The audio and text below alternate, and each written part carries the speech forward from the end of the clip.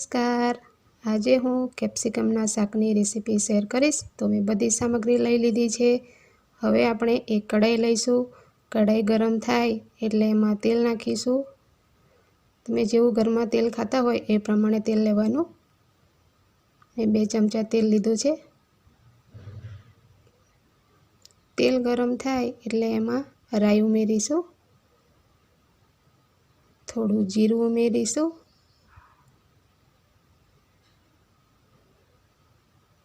થોડી ચપટી જેવું આપણે હિંગ પણ ઉમેરીશું। ત્યારબાદ આપણે આદુ, મરચાં અને લસણની પેસ્ટ ઉમેરીશું।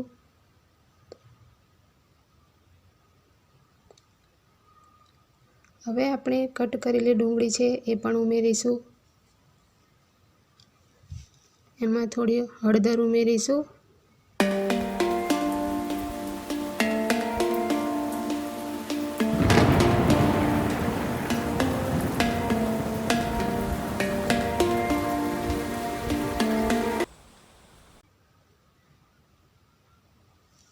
હળદર ઉમેરી અને આપણે ડુંગળીને સાતળીશું।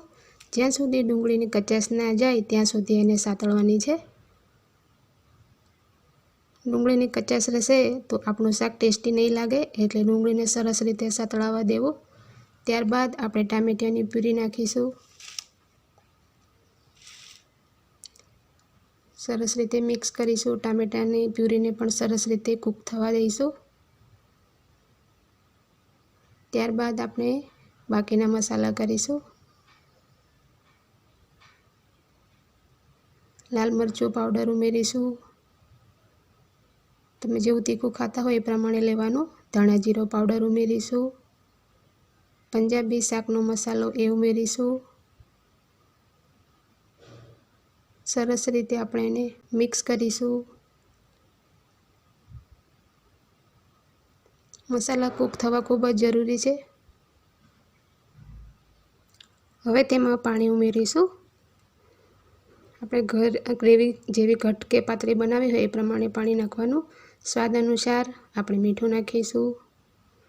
સરસ રીતે મિક્સ કરી અને આપણે ગ્રેવીને સરસ રીતે પકાવીશું।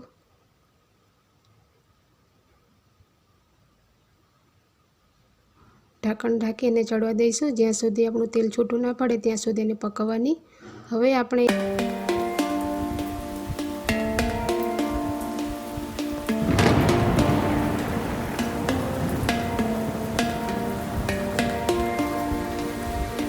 એક પેન લીધી છે, એમાં થોડું તેલ નાખીશું, કટ કરેલા કેપ્સિકમ છે એ ઉમેરીશું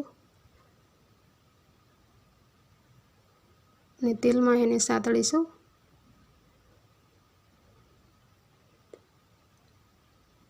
હવે તેમાં થોડું મીઠું ઉમેરીશું અને મરીનો ભૂકો ઉમેરીશું, તો આપણું આ શાક બહુ ટેસ્ટી લાગશે। સરસ રીતે તેલમાં સાતળી અને ઢાંકણ ઢાંકી 2 મિનિટ માટે એને ચડવા દઈશું। હવે આપણે ગ્રેવીને ચેક કરી લઈશું, તો દેખો ગ્રેવીનું તેલ પણ છૂટું પડી ગયું છે। હવે આપણે એમાં કાજુનો ભૂકો ઉમેરીશું। ભૂકો ઉમેરી અને આપણે સરસ રીતે મિક્સ કરીશું, તો આપણી ગ્રેવી પણ ખૂબ જ સરસ મજાની તૈયાર થઈ રહી છે।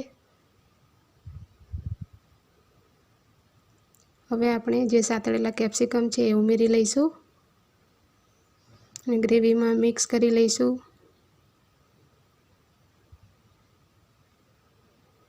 તો આપણું સરસ મજાનું કેપ્સિકમનું શાક રેડી થઈ રહ્યું છે। જો તમને મારી રેસીપી ગમતી હોય તો લાઈક, શેર અને સબસ્ક્રાઈબ જરૂરથી કરજો। Thank you.